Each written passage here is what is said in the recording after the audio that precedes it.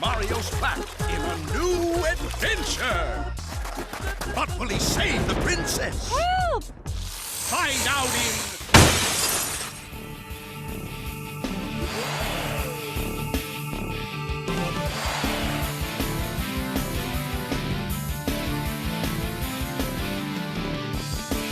Yeah, what's up everybody? It's your favorite stepfather, DopeMagik. Today what we're going to be doing, we're going to be doing a comparison of the first three Paper Marios to see which one is the best. The other two, Sticker Star and Color Space, I've heard nobody talking about if they're GOAT category. They're not. So, we're going to go through the first three since there's a debate on which one is the best one. And we're going to do a tier list, and then we're going to add up all the points at the end. And we're going to see which one is really going to do it. Now, we're going to have a trilogy of this. So we're going to go off of stages. We're going off of partners and villains. So this is part one, and it's going to be villains. So let's get into it. Now, my 5 main requirements are things that I look at when ranking everybody is going to be their lore, their impact, their music, the battles themselves, and design. As far as lore is more of the build-up. How did they come up to, why are they important? So yeah. So Junior Koopa Troopa, as far as Junior Koopa Troopa, he doesn't really he doesn't leave an impression on me. He's a good villain because he helps you learn mechanics and everything like that. So it's always good for that, but that's about it. We have the Red and Blue Goombas. Red and Blue Goomba we're gonna put in needs work. I mean, they were cool. They could have been utilized more. I believe that art style and everything, I love their design, and I feel like they could have been used better, or at least, you know, somewhere later on. Goomba King could have been his own thing.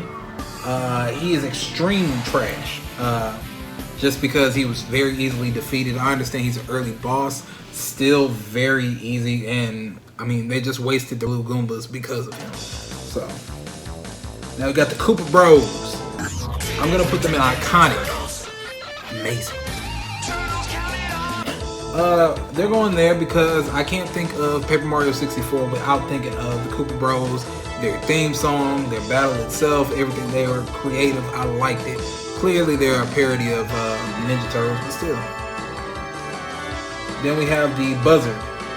Don't know his name, which is never a good sign.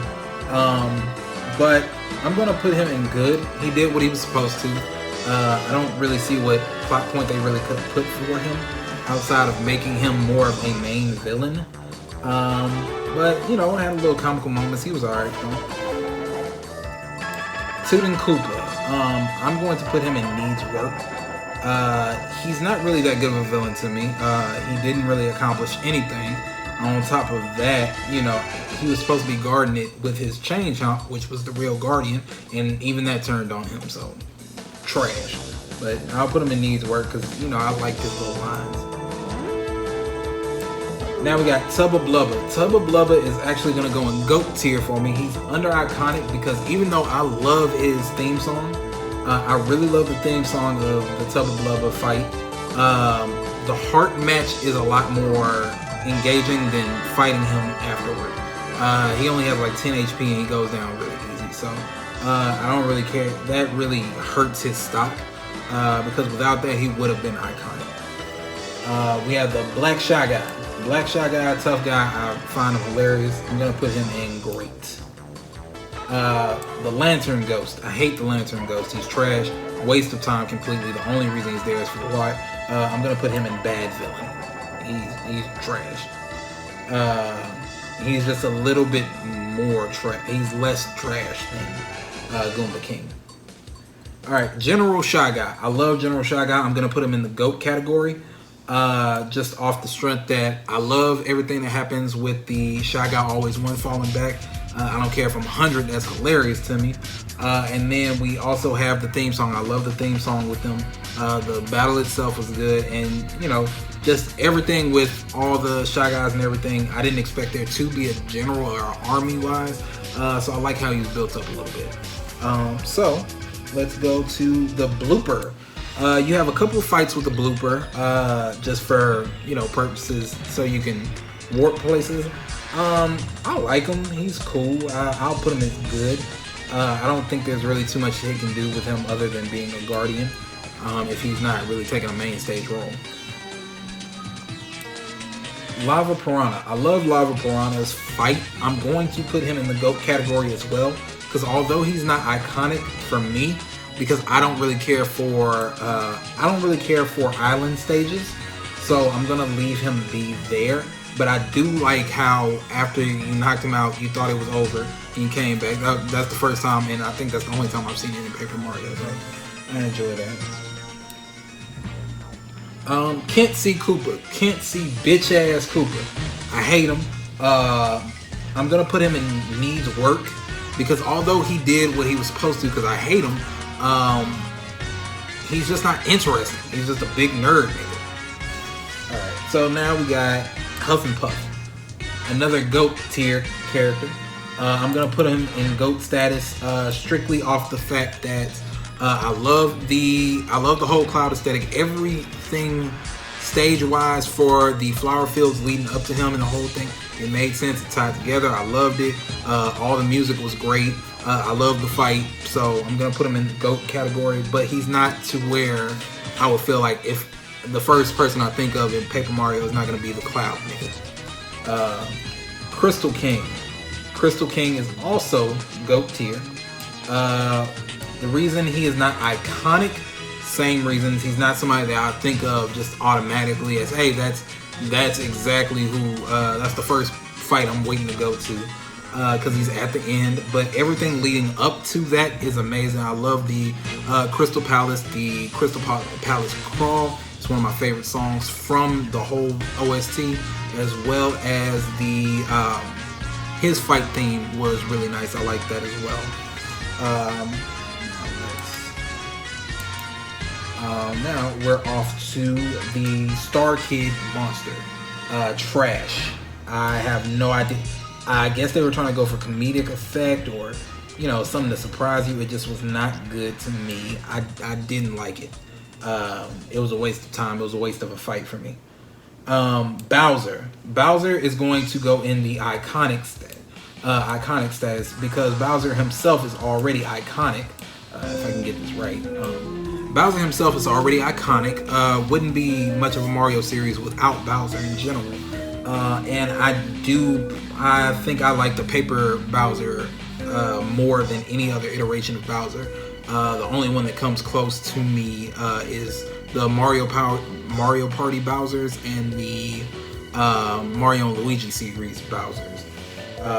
But let's go to Cammy Koopas. She's a ride or die. I'm gonna put her at great. She's not GOAT tier for me. She got whooped by Twink. Twink ain't even got no powers. So, you know, just off the strength that she's been a ride or die, I'm gonna put her in great. But that's about it. So now we're gonna move on to the second game, 1,000 Year Door. Lord Crump. Lord Crump, he's funny. Yeah, I think he's funny.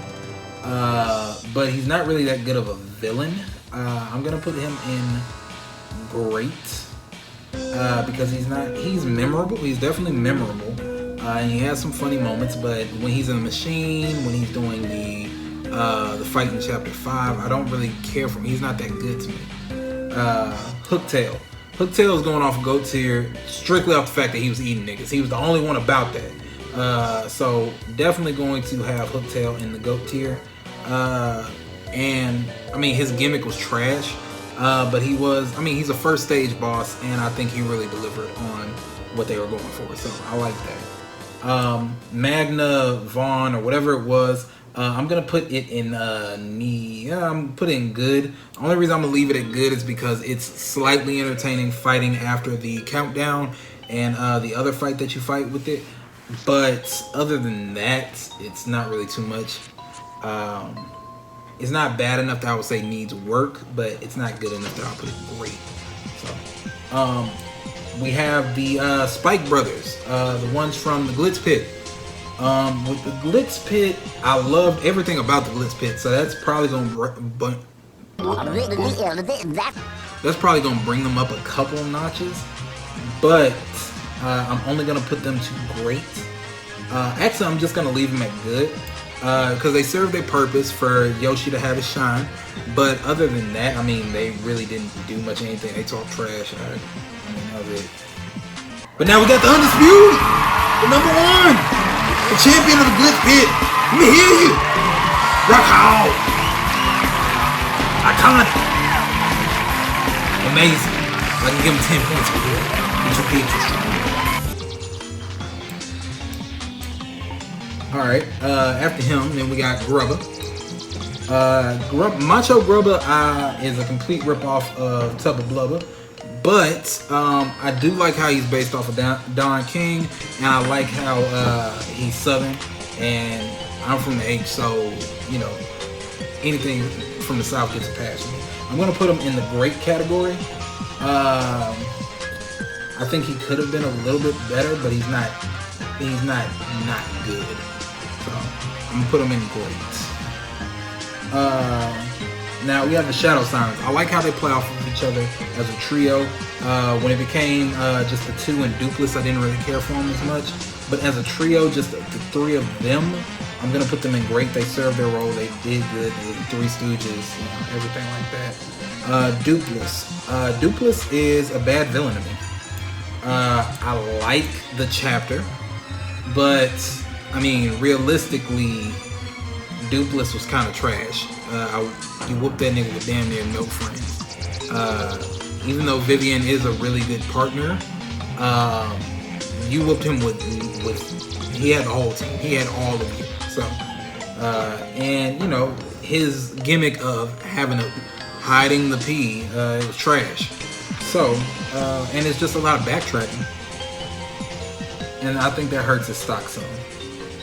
Cortes. I'm going to put Cortes in needs work.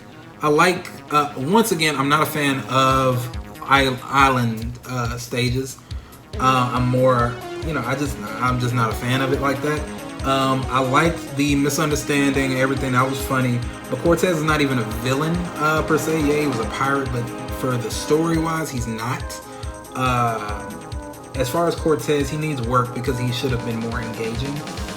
His fight was hard, I will say that. But yeah. SMorg, I'm going to put in needs work also. Actually, I'm going to put it in bad villain because it kind of just seems like it was out of nowhere. I understand you kind of needed something to do for the 6th Crystal Star, but I don't know. I felt like they could have went in a different direction. They even had the boos. I could have seen like a boo leader or something like that. But you know, it was cool, I guess. I don't think he's really a good villain. I had to look up SMorg to remember who it was. So that's the problem. Bonetail. Bonetail is not, he's not required. He's optional. Strictly off of that, I'm going to give him great because I'll put him a little under Hooktail. Just because, I mean, well, you have to go through, I'm going to put him in great because you have to go through so much to get him. But the fact that you don't have to is only going to leave him at great for me. What's called the depressed Hooktail. I'm just gonna put you at good because I honestly don't remember you, so I'm gonna leave it at that. Grottis. I like Grottis. I like the fight with Grottis. I'm gonna put him in GOAT category because he was running shit. He made Crump his bitch. He made everybody else's bitch. We stand with that. All right. So now we have Shadow Princess Peach. Iconic. I love that iteration of Princess Peach. I love the design. I love the fight, the battle music, everything about it. Everything going into, I like the concept of a Shadow Peach. Even though they did visit like shadow figures in Super Paper Mario, I think this was a better design choice, and I just like the possessed Peach. Also making Shadow Queen also iconic because her whole fight was iconic. Fragtail. I don't really care for Fragtail. I mean, it was a cool opening. Of course, this is where Paper Mario stopped being strictly, you know, turn-based. It stopped being turn-based. And so it's hard to grade these among the other ones. But Fragtail, they tried to make it comical. I don't think it was very comical. that he was like a computer wise, and also I was tired of the tail theming with, you know, how that went. So I'm gonna put him in needs work because he really could have been better. Chunks is hilarious to me. I'm gonna put him in great. I like Chunks. Feel like they could have made him better, but he played the stereotype he was supposed to. Francis, iconic. When I think of Super Paper Mario, I think of Francis and his high technical. I think of how weird he was, and they had the dating simulator. That was really awkward. So, Mimi, iconic. Actually, I'm gonna put her in GOAT category because I forgot about her at one point. But definitely like her fights. She's very weird. She does that neck cracking thing and turns to a spider, which is really creepy. But yeah, it's cool. Next up, we have the big Blooper. I'm gonna tell you right now, he's very forgettable for me, so I'm gonna put needs work. Same thing for the Chain Chomps. A lot of the Super Paper Mario villains are not really that exciting to me. I like Super Paper Mario more for the story and their music. So I'm gonna put all of y'all there because y'all are very forgettable to me. I do remember the Shadow figures, so I do like them. I'm gonna put them in the great category because I just like that. I like that concept of, you know, battling yourself, a shadow version of yourself, which is always just cool to me. And now we have Dementio, iconic. Dementio is what I want in any villain. Underhanded, sneaky, magic, just does what needs to be done. Possession, everything. Works on his own, backstabbing, I love all of it. Therefore, Mr. L is a GOAT tier. I love Mr. L as a villain, so I will definitely keep him there. I don't have too much more to say about him. I mean, it's Luigi. I love Luigi in general, so I'm gonna put him in GOAT status, but not iconic. It's close to iconic. I don't know. The jury's out on that. Count Bleck, iconic. I love Count Bleck. His whole thing. Pretty much just the way he came in. I like how everything is started. He was a different villain than Bowser, and he went dimensional, which is, you know, there's not too much bigger you can go after stopping the world from being destroyed, but destroying multiple worlds. So I do like that. And then Nastasia, only when you don't really fight, you never fight her, but I'm going to put her in GOAT category strictly off of the way she does everything. She was really a true villain to her heart, to me. It was hilarious to me how she would talk and have that business tone, no matter what. So yeah, and that's our list. If we look at the chart, Paper Mario is staggering behind. Bowser and Koopa Bros, of course, are the iconic ones, so they did give them those +5 boosts, and they did start strong with the +3s as well. However, they did have a lot of -1s, -2s, and -3s, which the other two just did not have, which put it at a total of 16. Thousand Year Door had Rock Hawk, Shadow Princess Peach, and Shadow Queen as the front runners with the iconic statuses. And they didn't have any -3s, which has them in the lead at 20 points. And Super Paper Mario actually is doing better than I originally thought, where it has Dementio, Francis, and Count Bleck in the iconic status, with a couple of +3s, and they actually don't have any -2s or -3s, but because of their -1 rating, it leaves them shortly behind at 19 points. As you see, it's morning now. Your mama kept me up all night, but I had to finish the video out for y'all. So if y'all like what y'all seen, don't forget to like, comment, subscribe, and, you know, help your boy out. It's dope. Now, baby, you go ahead and subscribe to the channel now.